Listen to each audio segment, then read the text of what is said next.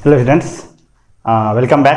तो चलिए आज शुरू करते हैं हम लोग अपने 9th केमिस्ट्री का फर्स्ट चैप्टर का सेकेंड लेक्चर।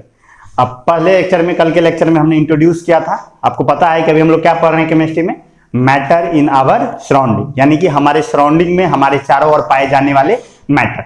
कल की क्लास में हमने बात की कि जो मैटर है वो क्या है, कोई भी चीज जिसमें मास है और जो स्पेस ऑक्युपाई करता है वो मैटर है। फिर हमने देखा कि मैटर बहुत सारे हैं, तो उनका हमें क्या करना है, क्लासिफिकेशन करना है। और क्लासिफिकेशन करने के लिए क्या बेसिस बना, दो प्रॉपर्टीज, फिजिकल प्रॉपर्टीज या केमिकल प्रॉपर्टीज। तो उसके आधार पर हमने पूरा चार्ट बनाया था, ये कैसे कैसे बंटवारा होता है। तो आई होप कल का लेक्चर आपने देख लिया है, समझ लिया है। और आज हम लोग कंटिन्यू करेंगे कल से आगे। ओके, तो चलिए शुरू करते हैं आज का टॉपिक। आज हमें क्या पढ़ना है, अगर ये बात करें तो आज हम जनरली देखेंगे कि मैटर का जो मैटर बनता कैसे है, मैटर का कंपोजिशन क्या होता है, उस पर हम मेनली बात करेंगे। समझ गए? तो चलिए शुरू करते हैं आज का लेक्चर। आई होप आप सभी आदमी हेल्दी होंगे, घर में होंगे। तो चलिए शुरू करते हैं आज का क्लास। ओके, तो सबसे पहली बात देखिए, कल के क्लास में हमने बात की थी कि दुनिया के जितने भी मैटर हैं सभी एटम्स के बने हुए हैं। ये हमने बात कर ली थी और मैंने बताया था ये लाइन कितना महत्वपूर्ण है दुनिया में, साइंस की दुनिया में। तो दुनिया के सारे मैटर एटम के बने हुए। तो यानी अब उसको छोड़ दीजिए, कुछ देर के लिए छोड़ दीजिए, मैं इधर जो बता रहा हूं वो समझिए। देखिए, दुनिया के जो भी मैटर हैं उसको अगर आप पीसेज में बांटते चले तो छोटे छोटे पीसेज में टूट जाएंगे। तो दुनिया के जितने भी मैटर होते हैं वो छोटे छोटे पार्टिकल्स से मिलकर बना होता है। दुनिया के सारे मैटर छोटे छोटे पार्टिकल्स से मिलकर बना होता है, जिसे हम कहते हैं कॉन्स्टिट्यूएंट पार्टिकल्स। कॉन्स्टिट्यूएंट पार्टिकल्स, जैसे वाटर है, पानी है, एक गिलास पानी है आपके पास, वो पानी किससे बना हुआ है, वो H2O के मॉलिक्यूल्स से बना हुआ है। तो पानी का कॉन्स्टिट्यूएंट पार्टिकल क्या हुआ, H2O। समझ गए बात? समझ गए? तो दुनिया का कोई भी मैटर जो होता है वो किसी न किसी चीज का बना होता है, छोटे छोटे पार्टिकल्स का बना होता है, और उन छोटे छोटे पार्टिकल्स को हम कहते हैं कॉन्स्टिट्यूएंट पार्टिकल्स। आई होप समझ में आया होगा व्हाट इज कॉन्स्टिट्यूएंट पार्टिकल्स। छोटे छोटे पॉइंट्स होंगे, आज बहुत सारे पॉइंट्स हम लोग इंट्रोड्यूस करेंगे। आप स्टेप बाय स्टेप चलिए। तो मैं आप नोट डाउन कर लिए होंगे, तो उसके हिसाब से चलते हैं। पहले क्या लिखा है कि all matters are made up of tiny particles called constituent particles. यानी दुनिया के सारे मैटर छोटे छोटे पार्टिकल्स से मिलकर बना होता है, जिसे हम कॉन्स्टिट्यूएंट पार्टिकल्स कहते हैं। अब अगर कॉन्स्टिट्यूएंट पार्टिकल है तो कॉन्स्टिट्यूएंट पार्टिकल क्या हो सकता है? देखिए, कॉन्स्टिट्यूएंट पार्टिकल तीन हो सकता है, या तो एटम हो सकता है, एटम्स हो सकता है, या नहीं तो मॉलिक्यूल्स हो सकता है, या नहीं तो मॉलिक्यूल्स हो सकता है, या नहीं तो आयंस हो सकता है। दुनिया के सारे मैटर को इन्हीं तीन पार्टिकल से बनाया जाता है, या तो एटम्स से, या मॉलिक्यूल्स से, या आयंस से। तो दुनिया के सारे मैटर इन्हीं तीन चीजों से मिलकर बने हुए। अब आपको कहे सर कौन एटम से बना हुआ है, कौन मॉलिक्यूल से बना हुआ है, और कौन आयंस से बना हुआ है। तो देखिए, अब इस पे अगर अभी जाएंगे तो अभी आपको उतना ये फील नहीं आएगा, लेकिन आप ये समझ लीजिए कि जितने भी एलिमेंट होते हैं, एलिमेंट वो एटम के बनते हैं, और एटम से मॉलिक्यूल्स बनता है, और एटम से ही आयन बनता है। एक बात याद रखिएगा, ये तीन जो हम बता रहे हैं कि दुनिया के कोई भी मैटर इन तीन पार्टिकल से बना हुआ है, एटम्स, मॉलिक्यूल्स और आयंस। तो चाहे मॉलिक्यूल्स हो या आयंस हो, ये भी एटम से ही बनता है। जब एटम कंबाइन करता है तो मॉलिक्यूल्स बनता है, और एटम जब इलेक्ट्रॉन लूज गेन करता है तो वो आयन बन जाता है। क्या होता है खेल, हम लोग आगे समझेंगे। अगर कितने बच्चे ऐसे होंगे जिन्हें ये पता होगा कि एटम से आयन कैसे बनता है। देखिए, एटम में क्या होता है, अगर हम बात करें ना, एटम क्या है, तो कोई भी एलिमेंट छोटे छोटे पार्टिकल से मिलकर बना होता है, स्मॉलेस्ट पार्टिकल से बना होता है, जिसको एटम कहते हैं, जो कि रिएक्शन में भाग लेता है। एटम ही रिएक्शन में भाग लेता है। जब दो सब्सटेंसेस रिएक्ट करती हैं तो रिएक्शन में भाग कौन लेता है, एटम। और एटम के पास होता है इलेक्ट्रॉन। आपको पता होना चाहिए कि एटम बना होता है इलेक्ट्रॉन, प्रोटॉन और न्यूट्रॉन का, और इलेक्ट्रॉन ही भाग लेता है रिएक्शन में।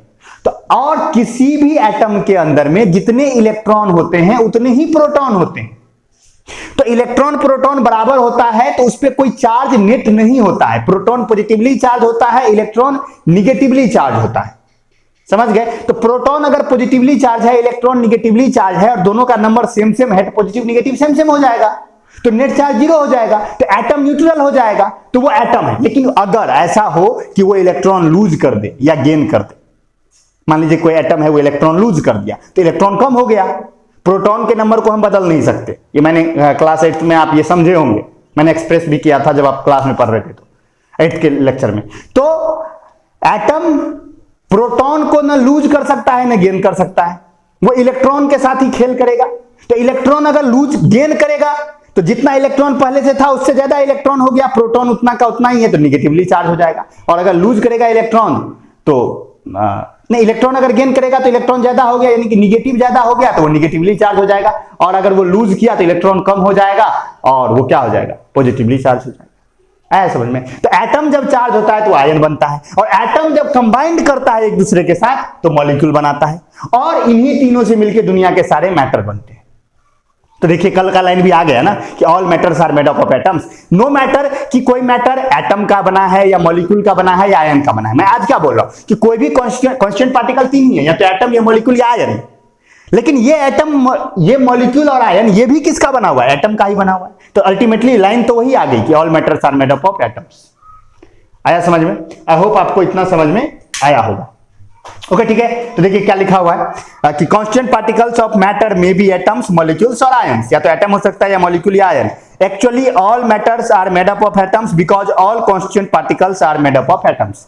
यानी कि एक्चुअली में देखा जाए तो सारे मैटर एटम्स के ही बने हुए हैं, क्योंकि सारे के सारे कांस्टेंट पार्टिकल्स भी किसके बने हुए हैं, एटम के बने हुए। अब हमें देखना है कांस्टेंट पार्टिकल्स की प्रॉपर्टीज, इसकी क्या गुण है, कांस्टेंट पार्टिकल्स की क्या प्रॉपर्टीज है। तो कांस्टेंट पार्टिकल्स की प्रॉपर्टीज अगर हम देखना शुरू करें तो सबसे पहली प्रॉपर्टी तो यह होगी बाबू कि कांस्टेंट पार्टिकल बहुत छोटे होंगे, अत्यंत छोटे। पहला पॉइंट ये याद रखिए कि constant particles are too small in size. समझ गए? यानी कांस्टेंट पार्टिकल्स बहुत छोटे होते हैं, आप इमेजिन नहीं कर सकते इतने छोटे होते हैं, अत्यंत छोटे होते हैं। सबसे पहले ये बात। तो कांस्टेंट पार्टिकल्स क्या है, बहुत छोटे हैं। पहला पॉइंट तो यही रख लेना है कि the size of constant particles are too small, negligibly small. आप मान लीजिए नेग्लेजिबली स्मॉल, यानी इतना छोटा कि आप नेग्लेक्ट कर सकते, करे ये तो है ही नहीं, इस तरह का छोटा होता है। ठीक। सेकेंड, कांस्टेंट पार्टिकल्स जो होता है उसके पास उस मैटर की सारी प्रॉपर्टीज होती है। कल हमने बात की मैटर की फिजिकल और केमिकल प्रॉपर्टीज के बारे में। तो जो भी प्रॉपर्टीज मैटर का है वो सारी की सारी प्रॉपर्टीज उसके पार्टिकल्स का भी होता है। कहने का मतलब यह है कि मान लीजिए आप ग्लूकोज पीते हैं, तो ग्लूकोज का एक सिंगल मॉलिक्यूल भी अगर मुंह में लीजिएगा ना तो वो मीठा लगेगा। नमक का एक छोटा सा टुकड़ा भी लीजिएगा तो वो नमकीन लगेगा। इतना नमक खाइएगा तब भी नमकीन लगेगा। आप कहोगे नहीं सर इतना खाएंगे तो ज्यादा नमकीन लगेगा। बिल्कुल सही बात है, ज्यादा खाओगे तो ज्यादा नमकीन लगेगा। समझ रहे हो ना बात को? तो यानी कि कांस्टेंट पार्टिकल्स जो होते हैं उसकी जो प्रॉपर्टीज होती है वो सारी की सारी प्रॉपर्टीज उसके पास होती है जो उसके मैटर के पास होती है। मैटर कांस्टेंट पार्टिकल का बना है तो मैटर की सारी प्रॉपर्टीज कांस्टेंट पार्टिकल्स के पास है। आई होप क्लियर हो गया होगा आपका। समझ गए? तो दो पॉइंट्स हमने किया। पहला कि कांस्टेंट पार्टिकल्स का साइज अत्यंत छोटा, और दूसरा कि उसकी प्रॉपर्टीज सारी की सारी प्रॉपर्टीज किससे मैच करेगी, मैटर से मैच करेगी। अब अगर बात करें तो जो, अब देखो, अब एक बात सोचो, ये अब मान लो ये चौक है, चौक, ये चौक भी कांस्टेंट पार्टिकल से मिलकर बना हुआ है। एक बात बताओ, इसमें तो बहुत सारे पार्टिकल्स हैं, छोटे छोटे पार्टिकल्स हैं, लेकिन सारे पार्टिकल्स एक दूसरे के साथ है ना। समझ रहे हो? एक दूसरे के साथ है ना। या मान लो कि ये मान लीजिए कि ये कार्टून है, तो इस कार्टून में ये कार्टून भी छोटे छोटे पार्टिकल से मिलकर बना हुआ है। इसके पार्टिकल सारे एक दूसरे से क्या है, बाउंडेड है ना। देखो ना, खींचते हैं नहीं ना, अलग होता है, नहीं हो रहा है। इसको हम ऐसे खींचते हैं तो ये अलग नहीं होता है, जोर से खींचेंगे तो टूट जाएगा, लेकिन नहीं अलग होता है, थोड़ा बहुत मान लीजिए कि निकलता है, वो अलग चीज है। तो ये यानी कि बॉन्डेड है, यानी पार्टिकल्स एक दूसरे से बंधी हुई है। पार्टिकल्स एक दूसरे से क्या है, बंधी हुई है। तो जो कांस्टेंट पार्टिकल्स होते हैं मैटर के वो बॉन्डेड होते हैं एक दूसरे के साथ, और जिस फोर्स से बॉन्डेड होते हैं उसे हम कहते हैं इंटरमॉलिक्यूलर फोर्स। क्या कहते हैं? Intermolecular force. समझ में आया? तो देखिए क्या लिखा है कि the constituent particles of a matter attracts each other by a force called intermolecular force. यानी कि जो मैटर के जो कांस्टिट्यूएंट पार्टिकल्स होते हैं वो एक दूसरे को अट्रैक्ट करते हैं एक फोर्स से, जिसे कहा जाता है इंटरमॉलिक्यूलर फोर्स। ओके, तो ये भी पॉइंट आ गया। ठीक है, इंटरमॉलिक्यूलर फोर्स पे हम फिर से आएंगे।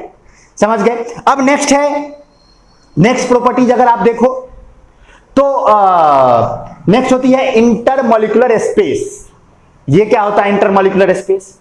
अब आप ऐसे समझिए कि अब पानी ले लीजिए, एक गिलास पानी, एक गिलास पानी मान लीजिए आपने लिया, या 1 केजी पानी लिया, मान लीजिए 1 केजी पानी लिया आपने, तो 1 केजी पानी का वॉल्यूम 1 लीटर होता है, तो उसका मास हो गया 1 केजी और उसका वॉल्यूम हो गया 1 लीटर।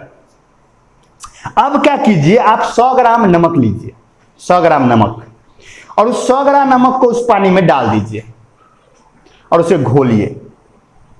कुछ देर में नमक घुल जाएगा, बिल्कुल घुल जाएगा। अब क्या कीजिए, आप इसको तराजू पे फिर से तौलिए, इसका वजन कितना आएगा, 1 केजी या 1100 ग्राम।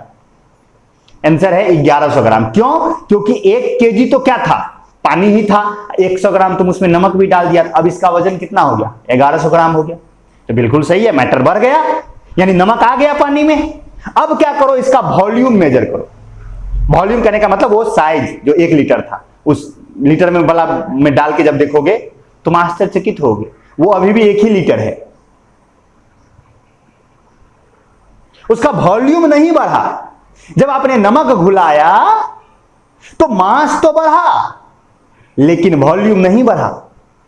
तो सवाल उठता है कि हमने जो नमक डाला पानी में, वो नमक कहां गया, कहां गया वो नमक, उसमें है। ये मास जो 1100 ग्राम दिख रहा है वो साबित कर रहा है कि इस पानी में नमक है, क्योंकि पानी तो 1 केजी ही था और 1100 ग्राम अभी मास बता रहा है, इसका मतलब 100 ग्राम नमक इस पानी में गया। तो कहां गया, वॉल्यूम तो बढ़ा नहीं, तो गया कहां। तो इसका आंसर देता है केमिस्ट्री आपको कि देखो ये नमक जो है ना, वो पानी के जो मॉलिक्यूल, पानी तो पानी के कांस्टेंट पार्टिकल्स होंगे, H2O मॉलिक्यूल्स। तो केमिस्ट्री कहता है कि H2O मॉलिक्यूल्स के बीच में जो खाली जगह था ना, उसमें चला गया वो नमक का मॉलिक्यूल। यानी कि जब आपने नमक घुलाया किसके अंदर, पानी के अंदर, तो नमक का जो, नमक के भी पार्टिकल्स होंगे छोटे छोटे पार्टिकल्स, तो वो नमक के छोटे छोटे पार्टिकल्स किसके कहां चले गए, वो पानी के बीच में मौजूद पार्टिकल्स में चले गए, पानी के बीच में मौजूद एम्प्टी स्पेस में चले गए, खाली जगह में चले गए। तो अगर मान लीजिए आप ऐसा समझिए कि आपके पास एक शीशे का व्यायाम है, व्यायाम, ठीक है, उसमें आपने क्या किया ना, छोटे छोटे पत्थर के टुकड़े डाल दिए, पत्थर के टुकड़े, 1 केजी पत्थर के टुकड़े डाल दिए, पत्थर के टुकड़े, व्यायाम भर गया।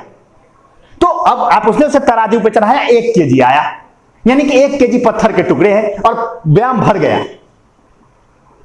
तभी एक दूसरा आपका मित्र आया और उसने कहा कि अरे व्यायाम भर गया, तुमने कहा हाँ व्यायाम भर गया, उसने कहा अरे खाली है, आपने कहा नहीं नहीं भर गया, उसने कहा देखो देखो खाली है। उसने क्या किया, आधा केजी बालू लाया और ऐसे डाल के उसको हिला हिला हिला हिला हिला हिला करके बालू चला गया, उस व्यायाम में चला गया ना।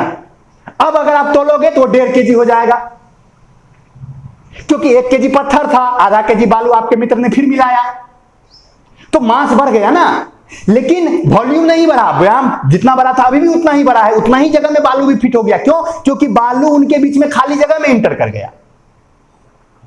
आपका तीसरा दोस्त आया, उसने कहा व्यायाम भर गया, आप दोनों ने कहा हाँ भर गया, देखो ना पत्थर डाला था खाली था, हमने बालू डाल के और भर दिया। उसने कहा अरे और भरेगा, उसने 1 गिलास पानी लाया, आधा केजी पानी, और वो पानी डाल दिया, पानी आप देखेंगे फिर चला गया। अब आधा केजी पानी भी मिला, फिर तराजू पे चढ़ाओगे वो 2 केजी हो जाएगा। क्यों? पानी कहां गया, मास फिर बढ़ा ना, तो कहां गया पानी, तो पानी जो है वो बालू के बीच और पत्थर के बीच में जो खाली जगह था उसमें चला गया। समझ रहे हो बात? तो क्या होता जा रहा है, यहां पे मास बढ़ता जा रहा है लेकिन वॉल्यूम नहीं बढ़ रहा है। क्यों? क्योंकि वो जो उसमें आप डाल रहे हो वो उसके बीच में खाली जगह में चला जा रहा है। तो यही तो यहां भी मैं बोल रहा हूं, पानी कहां गया, वो बालू और पत्थर के बीच में जो खाली जगह था उसमें चला गया। इट मींस एम्प्टी स्पेस को फिल किया। यानी कि अगर पानी गया मतलब पानी मतलब उसमें खाली जगह था। अब आप और पानी नहीं डाल सकते, अब और डालोगे ना फ्लो कर जाएगा, बाहर चला जाएगा, मतलब खाली जगह अब नहीं बचा। तो वही बात तो है, वही तो मैं बोल रहा हूं कि पानी में जब आपने नमक डाला तो नमक कहां गया, नमक पानी के मॉलिक्यूल्स के बीच में जो खाली जगह था उसमें चला गया। और वो जो खाली जगह है उसे हम कहते हैं इंटरमॉलिक्यूलर स्पेस। क्या कहते हैं? Intermolecular space. आई होप समझ में आ गया होगा क्या है इंटरमॉलिक्यूलर स्पेस। देखिए डिफिनीशन में लिखा हुआ है कि the constituent particles of a matter have empty space between them called intermolecular space. यानी कि जो मैटर को बनाने वाले जो कॉन्स्टिट्यूएंट पार्टिकल्स होते हैं उनके बीच में खाली जगह होता है जिसे हम इंटरमॉलिक्यूलर स्पेस कहते हैं। आई होप आपको इंटरमॉलिक्यूलर स्पेस भी समझ में आया है। तो इंटरमॉलिक्यूलर स्पेस क्लियर हो गया। और जो अट्रैक्शन का फोर्स बांध के रखता है कॉन्स्टिट्यूएंट पार्टिकल्स को वो इंटरमॉलिक्यूलर फोर्स है। ओके, अब देखो, अब मैं दोनों को रिलेट करूंगा, इंटरमॉलिक्यूलर फोर्स और इंटरमॉलिक्यूलर स्पेस को। समझ लीजिए, देखिए हमेशा देखिए स्पेस अगर ज्यादा होगा तो फोर्स कम होगा, स्पेस कम होगा तो फोर्स ज्यादा होगा। अच्छा, अब कहेंगे सर ये क्या बोले आप? जैसे आप ऐसे समझिए कि ये दवाल है, दवाल, इसमें ऐसे ये बोर्ड है, इसमें हाथ घुसाएंगे, हाथ घुसेगा क्या? हाथ घुसेगा क्या? नहीं घुसा ना। ये मजबूत है ना, सॉलिड है ना, इस सॉलिड में हाथ नहीं घुसता है। नहीं घुसा, क्यों नहीं घुसा? पानी लाइए, पानी में से हाथ घुसाइए, घुस जाएगा खट। यानी कि हाथ जो है वो पानी में इंटर कर गया, यानी कि पानी के मॉलिक्यूल्स के बीच में जो फोर्स है वो उतना मजबूत नहीं है कि मेरे हाथ को रोक सके, लेकिन इस बोर्ड में जो फोर्स है वो इतना मजबूत है कि मेरे हाथ को रोक दे रहा। तो यहां पर इंटरमॉलिक्यूलर फोर्स क्या है? ज्यादा है। वहां पर इंटरमॉलिक्यूलर फोर्स क्या है? कम है, तब ना पानी में हाथ घुस जाता है। समझ रहे हो बात? तो यानी अच्छा, तो ये बात तो समझ गए। तो यानी किसी का इंटरमॉलिक्यूलर फोर्स ज्यादा, किसी का इंटरमॉलिक्यूलर फोर्स कम। सॉलिड का बहुत ज्यादा, लिक्विड का बहुत कम उसकी तुलना में। आंसर है क्यों? तो इसका रीजन है इंटरमॉलिक्यूलर स्पेस। देखिए जहां जगह जितना ज्यादा होगा, इंटरमॉलिक्यूलर स्पेस जितना ज्यादा होगा, वहां इंटरमॉलिक्यूलर फोर्स उतना कम होगा। यानी कॉन्स्टिट्यूएंट पार्टिकल्स के बीच का स्पेस अगर बढ़ता जाएगा, उनके बीच का जो फोर्स है वो कमजोर होता जाएगा, और जब वो पास आता जाएगा तो फोर्स मजबूत होता जाएगा। इस लाइन को एकदम गांठ बांध लीजिए कि intermolecular force and intermolecular space are inversely proportional to each other. Inversely proportional मतलब होता है कि एक के बढ़ने से दूसरा घटेगा। प्रोपोर्शनल मतलब होता है कि दो चीजों के बीच में बढ़ने घटने का रिलेशन। एक होता है डायरेक्टली प्रोपोर्शनल का मतलब होता है कि एक के बढ़ने से दूसरा बढ़ेगा, समझ गए। और एक होता है इनवर्सली प्रोपोर्शनल कि एक के बढ़ने से दूसरा घटेगा। जैसे कि आप 8वीं क्लास में आपने क्या पढ़ा था? प्रेशर पढ़ा होगा। तो प्रेशर बराबर आपने क्या पढ़ा था? Force upon area. पढ़ा था कि नहीं पढ़ा था? तो याद कीजिए, जब फोर्स बढ़ता था तो प्रेशर बढ़ता था, और जब एरिया बढ़ता था तो प्रेशर घटता था। तो आपने वहां क्या कहा था कि प्रेशर फोर्स के डायरेक्टली प्रोपोर्शनल है और प्रेशर एरिया के इनवर्सली प्रोपोर्शनल है, कहा था ना। क्योंकि एक के बढ़ने से जब दूसरा बढ़ता है तो वो डायरेक्टली प्रोपोर्शनल कहलाता है, और एक के बढ़ने से जब दूसरा घटता है तो वो इनवर्सली प्रोपोर्शनल कहलाता है। आई होप आपको समझ में आया। तो इंटरमॉलिक्यूलर फोर्स और इंटरमॉलिक्यूलर स्पेस एक दूसरे के इनवर्सली प्रोपोर्शनल है। यानी अगर स्पेस बढ़ेगा तो फोर्स घटेगा, फोर्स बढ़ेगा तो स्पेस घटेगा, मतलब स्पेस पे मेन बात। समझ के बाद अब समझ में आया? ठीक है। तो इंटरमॉलिक्यूलर स्पेस, तो यहां तक मैंने चार कॉन्स्टिट्यूएंट पार्टिकल्स की चार प्रॉपर्टीज पे बात कर ली। ध्यान से फिर से सुन लीजिए। पहला, साइज में अत्यंत छोटे होते हैं। सेकंड, उनकी सारी प्रॉपर्टीज मैटर की प्रॉपर्टीज से मैच करती है। तीसरी बात, उन कॉन्स्टिट्यूएंट पार्टिकल्स के बीच में अट्रैक्शन का फोर्स होता है जिसे हम इंटरमॉलिक्यूलर फोर्स कहते हैं। चौथी बात, उनके बीच में एम्प्टी स्पेस होता है जिसे हम इंटरमॉलिक्यूलर स्पेस कहते हैं। और किसी भी मैटर में इंटरमॉलिक्यूलर स्पेस है, इसको आप कैसे साबित कर सकते हैं? तो लिक्विड के अंदर किसी सॉलिड का घुल जाना यह साबित करता है कि उसके बीच में एम्प्टी स्पेस है, उसके बीच में एम्प्टी स्पेस है। आया समझ में? तो उसके बीच में एम्प्टी स्पेस है।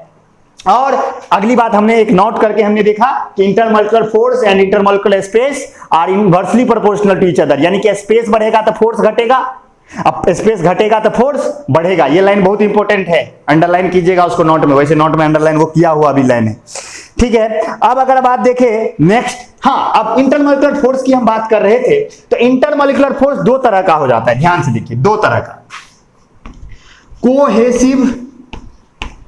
Cohesive and adhesive.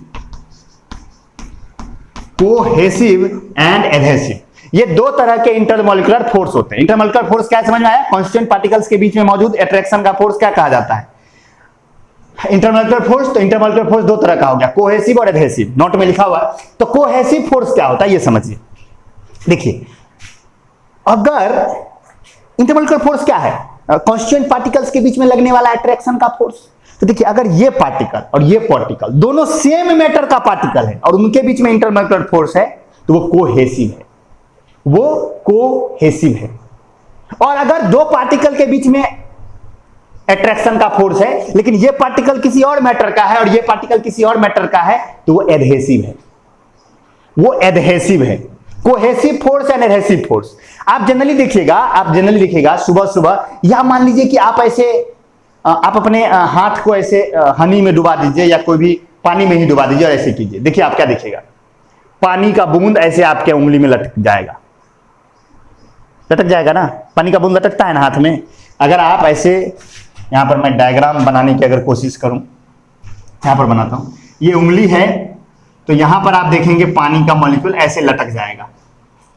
अब ये पानी का, यहां जो पानी का मॉलिक्यूल है क्या वो नीचे जाना चाहता है? ग्रेविटी तो सब चीज को नीचे लाना चाहता है, तो ये नीचे नहीं जा रहा।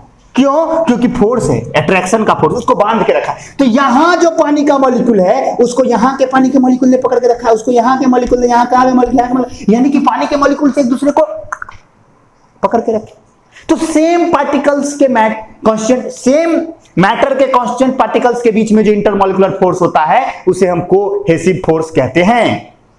और एडहेसिव कहां हुआ? तो यहां पर देखिए एकदम टॉप पे, यहां पर जो पानी है वो उंगली में चिपका हुआ, उंगली और पानी के बीच में फोर्स। तो यहां पर जो फोर्स है उंगली, जहां पानी उंगली में लगा हुआ है वहां पर एक तरफ पानी है एक तरफ उंगली है। तो वहां जो फोर्स है वो पानी के पार्टिकल और उंगली के पार्टिकल के बीच में, क्योंकि उंगली भी तो मैटर है तो वो भी तो कांस्टेंट पार्टिकल से बना हुआ है। तो ये जो फोर्स होगा वो कौन सा फोर्स होगा? Adhesive force. जैसे मैं इस बोर्ड पे अभी लिख रहा हूं, ये बोर्ड पे मैं लिख देता हूं तो इस चौक के पार्टिकल्स इस बोर्ड पे क्या हो जाते हैं? चिपक जाते हैं ना, अट्रैक्शन का फोर्स लग जाता है ना। ये फोर्स कौन सा फोर्स कहलाएगा? एडहेसिव फोर्स कहलाएगा, क्योंकि वो किसके किसके बीच है? चौक पाउडर के बीच और बोर्ड के पार्टिकल के बीच, यानी चौक पाउडर के पार्टिकल और बोर्ड के पार्टिकल के बीच। तो ये कौन सा फोर्स हो गया? Adhesive force. आया समझ में? और ये अगर चौक है तो यहां के पार्टिकल और यहां के पार्टिकल के बीच में जो फोर्स है वो कौन सा कहलाएगा? Cohesive force. इसीलिए जब आप गंध खरीदते हैं उस पर लिखा रहता है एडहेसिव। गम जो खरीदते हैं, गंध 5 टकिया रे फेविकॉल, उस पर क्या लिखा रहता है? एडहेसिव। एडहेसिव मतलब क्या? वो दो अलग अलग पार्टिकल को चिपका सकता है। आया समझ में? तो दो तरह के intermolecular force, cohesive force and adhesive force. Note में क्या लिखा है मैं समझा देता हूं कि the intermolecular force acting between particles of same matter is called cohesive force. Same matter के पार्टिकल्स के बीच में लगने वाला intermolecular force cohesive force. Adhesive force, the intermolecular force acting between particles of different matter is called adhesive force. समझ गए बात? Okay, आगे बढ़ते हैं। नेक्स्ट अगर बात करें तो एग्जांपल अगर कोहेसिव फोर्स और एडहेसिव फोर्स का देखिए लिखा हुआ है कि वाटर मॉलिक्यूल्स के बीच में जो फोर्स हुआ वो क्या हुआ? Cohesive force. और उसी पानी में आप जानते हैं कि ऑक्सीजन डिसॉल्व होता है, दुनिया जहान की अनेक गैसेज डिसॉल्व होती है। तो वो गैसेज उस पानी के अंदर मौजूद है तो वो पानी के मॉलिक्यूल्स ने उस गैसेज को पकड़ के रखा है ना। आपको पता है ना कि पानी में ऑक्सीजन घुला होता है, कार्बन डाइऑक्साइड घुला होता है, उसी से ना मछली सांस लेता है। तो यानी कि पानी के मॉलिक्यूल्स ने उस गैसेज के मॉलिक्यूल्स को पकड़ के रखा है, तो वहां भी फोर्स है। तो वो फोर्स कौन सा होगा? एडहेसिव होगा, कोहेसिव नहीं होगा। कोहेसिव सेम मैटर के पार्टिकल्स के बीच होता है। आई होप आपको समझ में आ गया। आगे बढ़ते हैं हम लोग।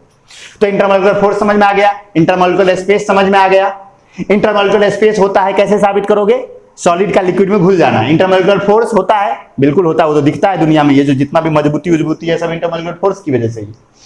अगला पॉइंट, इंपॉर्टेंट पॉइंट है कि किसी भी मैटर का जो पांचवा प्रॉपर्टी है, जो पांचवी प्रॉपर्टी की हम बात कर रहे हैं, तो किसी भी मैटर के जो कांस्टेंट पार्टिकल्स होते हैं वो रेस्ट में नहीं होते हैं, कंटिन्यूअसली मूविंग होते। पहले मैं नोट में क्या लिखा वो मैं आपको सुना देता हूं, फिर मैं इसे एक्सप्लेन करूंगा। लिखा है कि the constituent particles of matters are continuously moving, यानी वो लगातार क्या होता रहता है? मूव करता रहता है।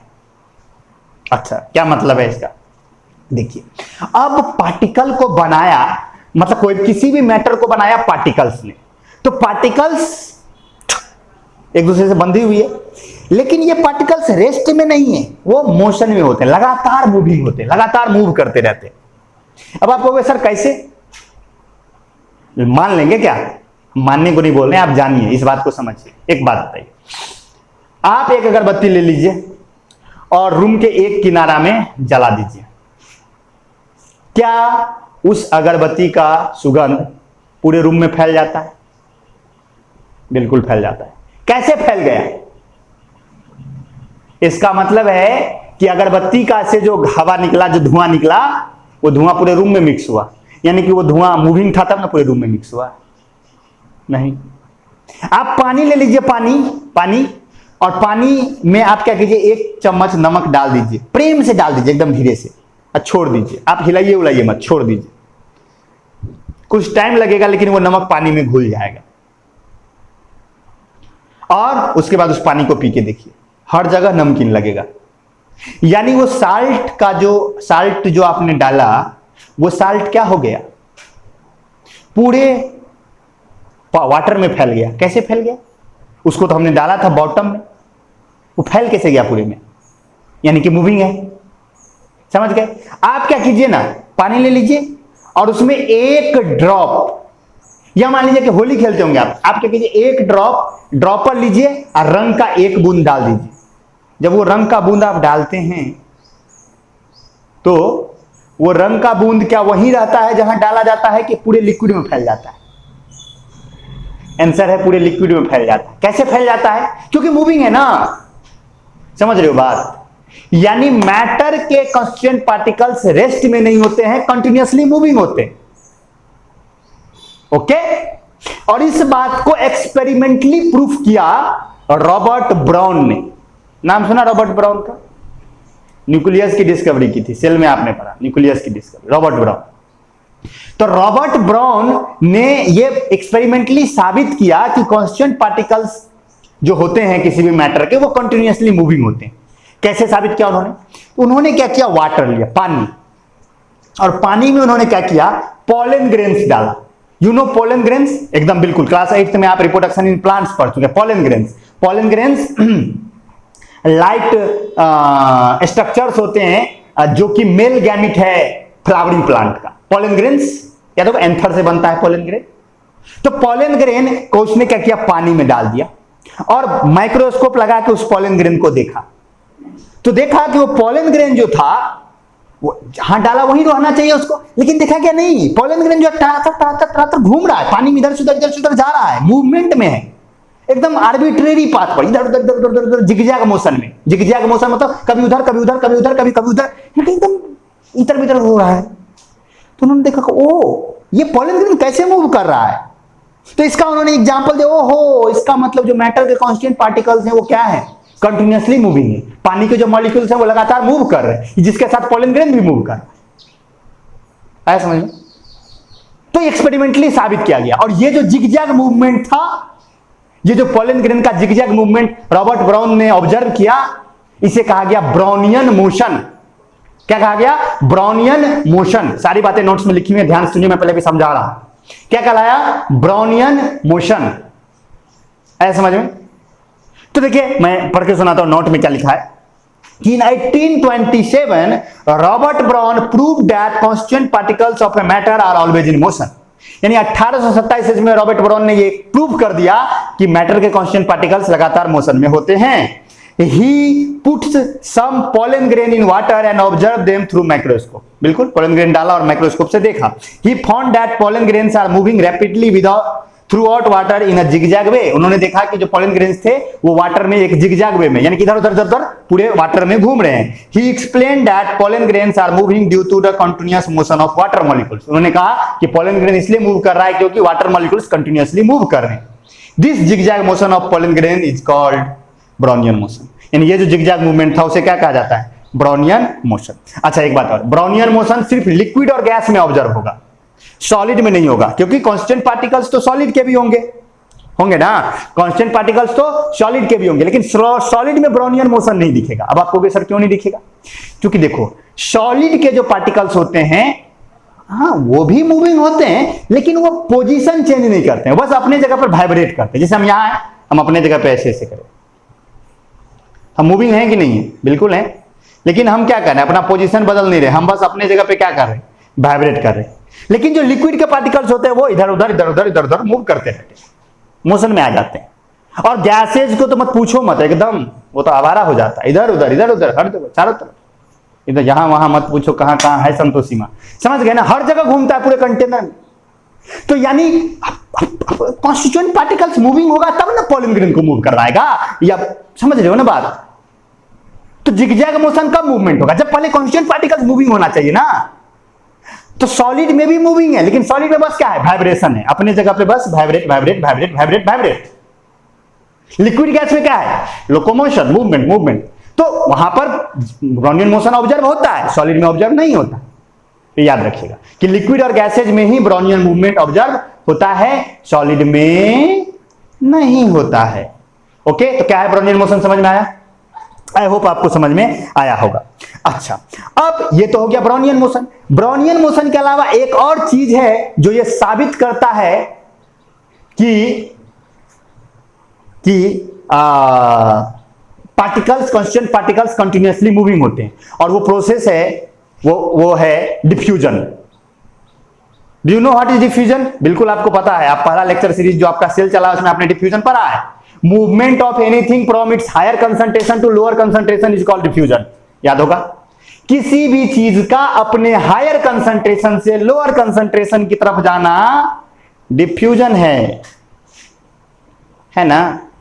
तो अगर आप अगरबत्ती का हमने एग्जांपल लिया था शुरू में, अगर आप अगरबत्ती रूम के एक कोना में जलाते हैं तो उस अगरबत्ती का सुगंध आप तक आता है। क्यों? क्योंकि वो अगरबत्ती जब उस कोना में जलता है तो उस कोना में अगरबत्ती का धुआं का कंसंट्रेशन बढ़ जाता है, और उधर जब धुआं का कंसंट्रेशन बढ़ता है तो वो खुद ब खुद लोअर कंसंट्रेशन की तरफ आता है, और खुद ब खुद लोअर कंसंट्रेशन की तरफ आके यहां भी महका देता है। आया समझ में? तो किसी भी चीज का मूवमेंट ये तो खुद ब खुद होता है, हमें तो करवाना नहीं पड़ा। हाँ, आप कहोगे सर पंखा चला देंगे तो खटाक से फैल जाएगा। बिल्कुल, पंखा चलाने के बाद आपने क्या किया, स्पीड को बढ़ा दिया, मूवमेंट को बढ़ा दिया। पंखा क्या करता है, रूम के हवा को चलाता है ना, तो चला दिया तो जल्दी हवा पहुंच जाएगा, सुगंध। लेकिन अगर आप पंखा नहीं भी चलाओगे तब भी वो पहुंच जाएगा, खुद ब खुद पहुंच जाएगा। तो ये जो ऑटोमेटिक मूवमेंट है किसी भी सब्सटेंस का अपने हायर कंसंट्रेशन से लोअर कंसंट्रेशन की तरफ, इसको कहते हैं डिफ्यूजन। और डिफ्यूजन होता किस लिए है? क्योंकि पार्टिकल्स कंटिन्यूअसली मोशन में हैं। अगर मोशन में नहीं होती तो कहां होता डिफ्यूजन? सॉलिड में डिफ्यूजन नहीं होता है, सॉलिड में डिफ्यूजन नहीं होता है। लिक्विड गैस में होता है, गैस में तो जबरदस्त होता है, लिक्विड में भी होता है। समझ गए ना? आप एक एग्जांपल के लिए समझिए कि ठंडा खाना गर्म खाना एग्जांपल लेते हैं। गर्म खाना आप बनाइए, उसका सुगंध आप तक पहुंच जाएगा। गर्म खाना कोई थाली में निकाल के वहां रख दे आपके रूम में, और आप वहां बैठे हुए हैं तो सुगंध पहुंच जाएगा। रामायण देखता होगा ना, रामायण खत्म हुआ इसी बीच में, कुंभकर्ण जगाने के लिए क्या किया था, अगर जलेबी सब बना के रख दिया गरम गरम, उसका सुगंध कुंभकर्ण के नाक में गया, कुंभकर्ण खड़ा हो गया। तो सुगंध गया क्यों? क्योंकि खाना गर्म था, खाना में से वेपर निकला, गैस था वो, और वो गैस डिफ्यूजन के थ्रू उसके नाक में घुस गया और उसको सुगंध लग गया। ठंडा खाना रखते नहीं आता है इसमें, क्योंकि ठंडा खाना से कोई गैस निकलता ही नहीं, सॉलिड है ना। समझ के बाद? तो डिफ्यूजन का मतलब movement of anything from its higher concentration to lower concentration, automatic होता है ये। तो देखिए, तो डिफ्यूजन भी इस बात को साबित करता है कि पार्टिकल्स कंटिन्यूअसली मूविंग होते हैं। देखिए क्या लिखा है कि diffusion proves that constant particles of matter are continuously in motion. यानी डिफ्यूजन ये साबित करता है कि पार्टिकल्स जो होते हैं, कांस्टेंट पार्टिकल्स जो होते हैं, वो कंटिन्यूअसली क्या होते हैं, मोशन में होते हैं। ठीक है, डिफ्यूजन क्या है? तो the intermixing of particles of two matter on their own is called diffusion. यानी कि डिफ्यूजन जो है, डिफ्यूजन का मतलब हुआ कि इंटरमिक्सिंग, यानी खुद ब खुद मिल जाना, ये क्या है, डिफ्यूजन है। अब जैसे मान लो कि आपने पानी में नमक डाल दिया, नमक खुद ब खुद पूरे पानी में मिल गया। कैसे मिल गया होगा? हायर कंसंट्रेशन से लोअर कंसंट्रेशन की तरफ जाके। तो ये खुद ब खुद मिक्स हुआ ना, हमें मिलाना नहीं पड़ा। हम चम्मच घुमा दे तो मिल जाएगा, बढ़िया जल्द तेजी में मिल जाएगा, लेकिन खुद ब खुद हो गया। तो डिफ्यूजन यही है, intermixing of particles of two matter on their own is called diffusion. यानी कि दो अलग अलग सब्सटेंसेस के पार्टिकल्स का खुद ब खुद एक दूसरे में मिल जाना, यही है डिफ्यूजन। यही क्या है, डिफ्यूजन। जब आपने उस पानी में एक बूंद रंग डाला, रंग खुद ब खुद क्या हुआ, पानी में मिल गया चारों तरफ, ये डिफ्यूजन है। आया समझ में? अब आपको कोई सर दो तरह का डिफिनेशन हो गया, वहां आप बोल रहे थे movement of higher concentration to lower concentration, आप बोल रहे हैं इंटरमिक्सिंग। बात एक ही है बाबू, अगर आप एनालाइज करेंगे, ध्यान से सोचेंगे तो एक ही बात है। इंटरमिक्सिंग मतलब क्या? हायर से लोअर ही ना गया, जहां ज्यादा था वहां से कम की तरफ चला गया, तो ज्यादा से कम की तरफ जला जाएगा तो मिक्सन हो जाएगा। समझ रहे हो ना बात? हाँ ठीक है। तो अच्छा, डिफ्यूजन होता सब में है, सॉलिड में भी, लिक्विड में भी, गैस में भी, लेकिन गैस में जो डिफ्यूजन का रेट है वो सबसे तेज है, लिक्विड में उससे कम है और सॉलिड में बहुत कम है। तो देखिए पॉइंट लिखा है कि diffusion occurs in solid, liquids and gases, but the rate of diffusion is fastest in gases and slowest in solid because particles of gases have are more moving as compare to solids, क्योंकि उसका particles जो होता है वो जो है बहुत ज्यादा मूविंग होता है, और सॉलिड का उतना ज्यादा मूविंग नहीं होता, वाइब्रेट करता है बस। और आखिरी पॉइंट कांस्टेंट पार्टिकल्स का most important, kinetic energy. Kinetic energy क्या होता है? देखिए किसी भी पार्टिकल में उसके मोशन की वजह से जो एनर्जी होती है उसे कहते हैं काइनेटिक एनर्जी। जैसे हम यहां खड़ा है और कोई हमको गोली मार दे, तो जब गोली यहां लगेगा, सिनेमा और में देखते होंगे ऐसे रहता है, और जब गोली लगता है तो आदमी पीछे की तरफ उड़ जाता है ना। तो आदमी खड़ा है और उसको गोली मार दिया किसी ने, तो गोली आके लगा, तो आप क्या होते हैं? ऐसे पीछे की तरफ जाते हैं। क्यों पीछे की तरफ जाते हैं? क्योंकि वो गोली जो आता है उसमें एनर्जी होती है, काइनेटिक एनर्जी, ऐसे ठोकता है और आप में एनर्जी देता है और आप में भी मोशन आ जाता है और आप बैक की तरफ चला जाता है। इसे कहते हैं काइनेटिक एनर्जी। मोशन की वजह से जो एनर्जी होती है उसे हम कहते हैं काइनेटिक एनर्जी। आप इतना समझ लीजिए, क्लास 9 में फिजिक्स जब पढ़ाएंगे वर्क पावर एनर्जी तो चैप्टर ही आएगा एनर्जी पर, लेकिन आप समझ लीजिए किसी के मोशन की वजह से जो एनर्जी होती है उसे कहते हैं काइनेटिक एनर्जी। जो जितना ज्यादा मूविंग होगा उसका काइनेटिक एनर्जी उतना ही ज्यादा होगा जनरली। तो सॉलिड के पार्टिकल्स उतने ज्यादा मूविंग नहीं, और लिक्विड के पार्टिकल्स उससे थोड़ा ज्यादा मूविंग है, और गैस के पार्टिकल्स तो पूछो मत, बहुत ज्यादा मूविंग है, उसमें मोशन बहुत जबरदस्त है। तो किसकी काइनेटिक एनर्जी सबसे ज्यादा होगी? गैसेज की। तो हम ये कह सकते हैं कि constant particles of a matter पजेज kinetic energy. क्या पजेज करता है? काइनेटिक एनर्जी पजेज करता है। और किसका काइनेटिक एनर्जी सबसे ज्यादा होता है? गैसेज का, उससे कम लिक्विड का, उससे कम सॉलिड का। वैसे हम सॉलिड लिक्विड गैस पढ़ेंगे तो हम समझेंगे। प्लाज्मा बोसाइंसिन कंडेंसेट भी है हमारा, हाँ, उसके लिए चिंता मत कीजिए। ओके ठीक है, तो आई होप आपको ये समझ में आया होगा। तो कांस्टेंट पार्टिकल्स के सारे प्रॉपर्टीज समझ में आ गए। मैं फिर से बता देता हूं क्या क्या। सबसे पहला, साइज में अत्यंत छोटे होते हैं। दूसरा, उनके पास वो सारी प्रॉपर्टीज होती है जो मैटर के पास होती है। तीसरा, उनके बीच में अट्रैक्शन का फोर्स होता है जिसे हम इंटरमॉलिक्यूलर फोर्स कहते हैं। चौथा, उनके बीच में एम्प्टी स्पेस होता है जिसे हम इंटरमॉलिक्यूलर स्पेस कहते हैं। पांचवा, वो रेस्ट में नहीं रहते हैं, कंटिन्यूअसली मूविंग होते हैं। और छठा, उनके पास काइनेटिक एनर्जी होती है। ये 6 बातें कांस्टेंट पार्टिकल्स के क्या हैं? प्रॉपर्टीज। और बीच में हमने क्या क्या देखा? हमने कोहेसिव फोर्स, एडेसिव फोर्स भी देखा, कैसे साबित करोगे ये सारी प्रॉपर्टीज, वो भी आपने देख लिया। आई होप आपको क्लियर हो गया होगा प्रॉपर्टीज ऑफ कांस्टेंट पार्टिकल्स।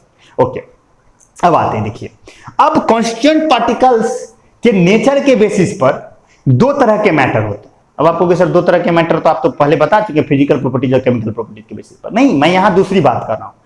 जब आप जनरली मैटर को देखिएगा ना चारों तरफ, तो उसे ब्रॉडली आप 2 पार्ट में बांट सकते हैं, rigid object and fluids. Rigid object and fluids. Rigid object मतलब क्या? रिजिड ऑब्जेक्ट हम उसे कहते हैं जिसके अगर आप शेप को बिगाड़ने जाएंगे ना तो वो उसका अपोज करेगा। जैसे इस चौक को अगर आप लाइए और ऐसे ऐसे इसका शेप बिगाड़ना, ऐसे दबाइए, शेप नहीं बिगड़ेगा, नहीं बिगड़ रहा है। हम फोर्स लगा रहे हैं, ज्यादा जोर से लगेंगे तो ये टूट जाएगा, लेकिन ऐसे लगा रहे हैं, विरोध कर रहा है ना शेप। ये चौक ऐसा है, इसको हम यहां रख दे, ऐसा रहेगा, ऐसा रहेगा। इसको हम ऐसे हवा में फेंक दे, नीचे गिरेगा, शेप बदला नहीं ना। एक चीज कहीं भी रखेंगे इसका शेप ऐसा ही रहेगा, तो ये कहलाएगा रिजिड, ये कहलाएगा रिजिड। और दूसरा होता है फ्लूइड। फ्लूइड का कोई फिक्स शेप नहीं होता है और वो फ्लो करता है, बहता है। इस चौक को हम यहां रख दे, ये बह के कहीं नहीं जाएगा, ये इसका पूरा का सारे के सारे कांस्टेंट पार्टिकल से एक दूसरे के साथ बंधे हुए हैं और ये ऐसा का ऐसा ही रहेगा। ऐसा नहीं है कि यहां से इसका पार्टिकल बह के इधर चल जाएगा, नहीं जाएगा। लेकिन ऐसे पानी को रखिए आप, बह जाएगा, गैसेस उड़ ही जाएगा। समझ रहे हो ना बात? तो रिजिड ऑब्जेक्ट और फ्लूइड्स 2 तरह के बंटवारा होता है। तो रिजिड ऑब्जेक्ट्स में क्या है? Those objects which maintain their shape and opposes any in their shape are called rigid objects. यानी कि वैसे ऑब्जेक्ट्स जो अपने शेप को मेंटेन करते हैं और शेप में होने वाले किसी भी चेंज का क्या करते हैं? अपोज करते हैं। क्या कहलाता है? रिजिड ऑब्जेक्ट कहलाता है। All solids are rigid. जितने भी सॉलिड हैं वो क्या होते हैं? रिजिड होते हैं। ठीक है। और रिजिडिटी क्या है? रिजिडिटी वो प्रॉपर्टी है जिसकी वजह से वो शेप चेंज का अपोज करता है। यानी कि अगर आप शेप चेंज करने जाएंगे तो वो अपोज करेगा ना, तो जिस प्रॉपर्टी की वजह से वो अपोज करेगा उसे कहते हैं रिजिडिटी। तो देखिए लिखा है कि the property due to which an object opposes any change in its shape is called rigidity. यानी शेप में जो कोई चेंज का जो अपोज करता है उसे हम कहते हैं रिजिडिटी। अच्छा, एक बात समझिए, हाँ आप ऐसा समझिए कि ये है, ये मान लीजिए कि ये चौक रखने वाला है, ये है, ये सॉलिड है। देखिए इसको हम दबाते हैं तो इसका शेप चेंज नहीं होता है, नहीं होता है, विरोध करता है। ये हम ऐसे इसे मोड़ने का कोशिश करें, ये नहीं मुड़ रहा, यानी ये शेप चेंज का क्या कर रहा है, अपोज कर रहा है ना, ये अपोज कर रहा है। तो ये जो कहलाएगा उसका क्या कहलाएगा, रिजिडिटी कहलाएगा। ये प्रॉपर्टी इसका क्या कहलाएगा, रिजिडिटी। और ये क्या कहलाएगा, ये रिजिड है, और इसकी जो ये प्रॉपर्टी है वो कहलाएगा रिजिडिटी। समझ गए? अच्छा, जो अब अगर कोई चीज रिजिड है और आप कोई फोर्स लगा के उसके शेप को बिगाड़ना चाहते हैं, तो वो फोर्स जो शेप बिगाड़ना चाहता है डिफॉर्मिंग फोर्स कहलाता है। फिर से बोल रहा हूं मैं, वैसा फोर्स जो शेप बिगाड़ना चाहता है डिफॉर्मिंग फोर्स कहलाता है। जैसे यहां पर मेरा उंगली है, हम ऐसे हाथ पकड़ इसको खींचे, ये फोर्स क्या करना चाह रहा है, इस उंगली को इलोंगेट करना चाह रहा है, खींचना चाह रहा है। तो ये फोर्स इस उंगली के लिए क्या हुआ, डिफॉर्मिंग फोर्स हुआ। क्या हुआ, डिफॉर्मिंग फोर्स हुआ। आई होप समझ में आया होगा। वैसा फोर्स जो शेप बिगाड़ना चाहता है क्या कहलाता है, डिफॉर्मिंग फोर्स। ठीक है, नोट में लिखा हुआ है कि the force which changes or tends to change shape of an object is called deforming force. यानी वैसा फोर्स जो शेप बिगाड़ता है या बिगाड़ने की कोशिश करता है उसे हम क्या कहते हैं, डिफॉर्मिंग फोर्स कहते हैं। ठीक है, अब एक होता है टेंशन, एक और वर्ड है टेंशन, आप वो सुन लीजिए। टेंशन क्या होता है, ये सब चीज देखिए, ये नए नए टर्म्स है, नोट में सारा कुछ लिखा हुआ है। ये सब चीजें हमें मदद करेगी जब हम सॉलिड लिक्विड गैस पढ़ने लगेंगे, इसलिए मैं ये सब बातें इंट्रोड्यूस कर रहा हूं। एक होता है टेंशन, टेंशन क्या होता है वो समझिए। अच्छा, जब आप फोर्स लगाए तो शेप बिगाड़ना चाहा उस फोर्स ने, मान लो कि एग्जाम्पल के लिए अगर मान लीजिए कि ये यही हम लेते हैं और इसको हमने ऐसे फोर्स लगाया, तो ये फोर्स मैं दोनों तरफ से लगा रहा हूं, तो वो क्या कर रहा है, इसको खींचना चाह रहा है ना, इलोंगेट करना चाह रहा है, लेकिन ये इलोंगेट नहीं हो रहा है। आप क्लास 8th में फोर्स चैप्टर पढ़ चुके हैं, तो फोर्स अगर बिगाड़ना चाह रहा है और नहीं बिगड़ रहा है, मतलब इस फोर्स को कोई ना कोई दूसरा फोर्स बैलेंस कर रहा है। नहीं समझ रहे बात? अगर मैं इस उंगली को खींच रहा हूं लेकिन ये उंगली नहीं खींच रहा है, इसका मतलब कोई तो एक फोर्स है जो इस उंगली को खींचने से बचा रहा है। तो जब आप किसी ऑब्जेक्ट के ऊपर, किसी रिजिड ऑब्जेक्ट के ऊपर कोई डिफॉर्मिंग फोर्स लगाते हैं जो उसके शेप को बिगाड़ना चाहता है, तो उस ऑब्जेक्ट के अंदर खुद ब खुद एक फोर्स प्रोड्यूस हो जाता है, अपने आप आ जाता है, जो उस डिफॉर्मिंग फोर्स का विरोध करता है। और वो जो फोर्स आता है जो उस डिफॉर्मिंग फोर्स का विरोध करता है उसे हम टेंशन कहते हैं। आया समझ में? उसे हम टेंशन कहते हैं। तो जैसे जैसे आप डिफॉर्मिंग फोर्स को बढ़ाते जाइएगा, टेंशन क्या होता जाएगा, बढ़ता जाएगा। और एक समय ऐसा आता है जब वो ऑब्जेक्ट उस टेंशन को झेल नहीं पाएगा और वो टूट जाएगा।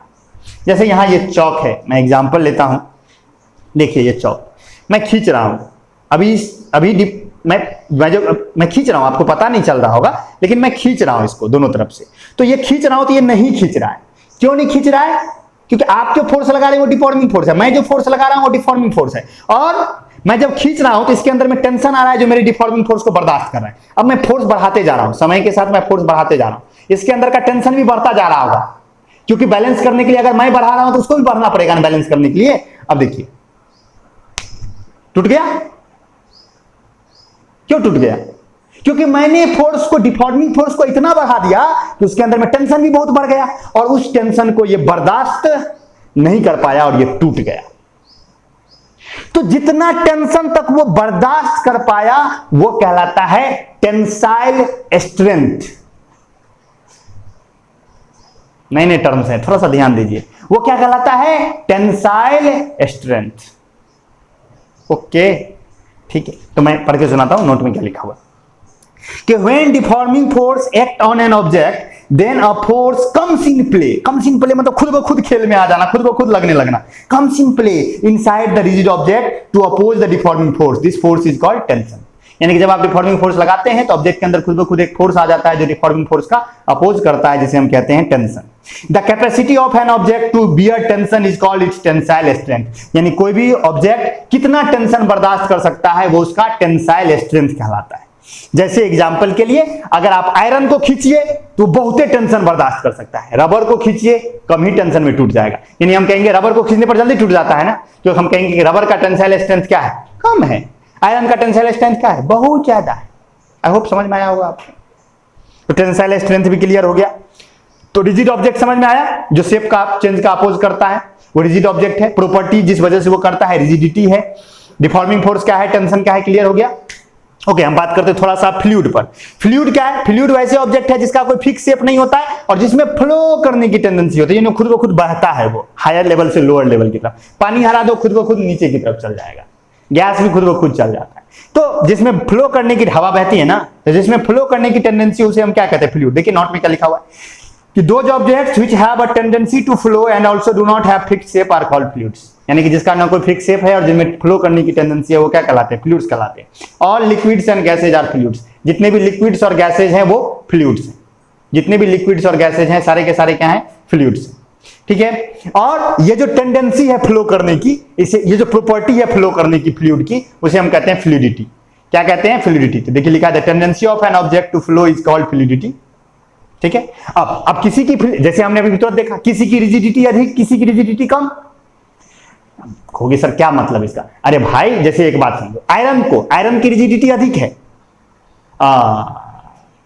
उसके तुलना में एप्पल की रिजिडिटी कम है। एप्पल को चाकू से काट सकते हैं, आयरन को चाकू से नहीं काट सकते। क्यों, क्योंकि हम कहेंगे कि आयरन का जो रिजिडिटी है वो ज्यादा है एज कंपेयर टू एप्पल। समझ गए बात। जिसकी रिजिडिटी कम होती है उसे हम कहते हैं सॉफ्ट, और जिसकी रिजिडिटी बहुत ज्यादा होती है उसे हम कहते हैं हार्ड। कहते हैं ना ये हार्ड है, ये सॉफ्ट है। सॉफ्ट मतलब क्या, कि उसकी रिजिडिटी कम है। हार्ड मतलब क्या, उसकी रिजिडिटी अधिक है।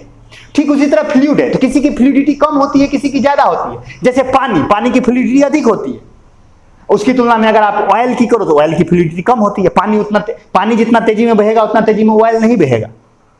समझ रहे हो ना बात। तो किसी की फ्लूइडिटी ज्यादा, किसी की फ्लूइडिटी कम। ठीक है। अब यहां पर सवाल ये उठता है कि सॉलिड्स क्यों रिजिड है और लिक्विड और गैसेज क्यों रिजिड नहीं है। तो इसका आंसर एक ही होगा, क्योंकि सॉलिड्स का इंटरमोलिकुलर फोर्स ज्यादा है, लिक्विड और गैसेज का इंटरमोलिकुलर फोर्स कम है। आई होप आपको इतना सारा बात समझ में आया होगा। आज के क्लास में हमने बात क्या किया, कांस्टेंट पार्टिकल्स, उनकी प्रॉपर्टीज और बहुत से छोटे छोटे टर्म्स, बहुत सारे टर्म्स हमने आज बात की। तो आई होप आपको मजा आया होगा, समझ में आया होगा। ओके, तो नेक्स्ट डे हम लोग जो स्टेट्स ऑफ मैटर है, 5 स्टेट है आपको पता है, solid, liquid, gas, plasma, Bose, Einstein, condensate. तो नेक्स्ट लेक्चर में हम लोग उन 5 को एकदम बढ़िया से डिफाइन करेंगे। तो इस लेक्चर को देखिए, ध्यान से देखिए, नोट लिख लीजिए, कोई भी डाउट हो आराम से पूछिए, जो भी आपका प्रॉब्लम डेस्क है या नहीं तो कमेंट सेक्शन में जरूर सॉल्व किया जाएगा। चलिए तो फिर मिलते हैं कल। See you soon, bye bye, take care.